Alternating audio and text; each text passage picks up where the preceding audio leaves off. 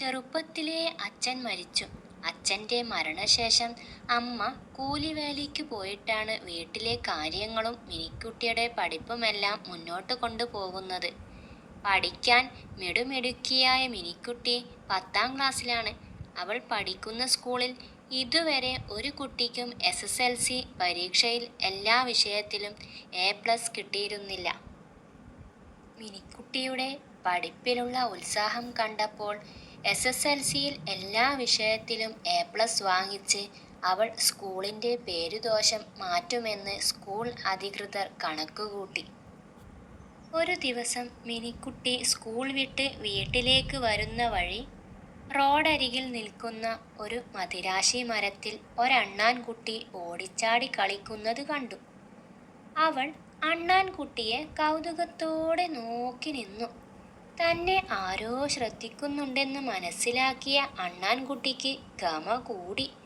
വളരെ വേഗത്തിൽ അത് അടുത്തടുത്ത് നിൽക്കുന്ന മരത്തിൻ്റെ ശിഖരങ്ങളിലേക്ക് ചാടിക്കളിക്കാൻ തുടങ്ങി. അണ്ണാൻകുട്ടി ചാടിച്ചാടി ഒടുവിൽ മദിരാശി മരത്തിൻ്റെ അരികിൽ കൂടി പോകുന്ന ഇലക്ട്രിക് വഴുതി വീണു.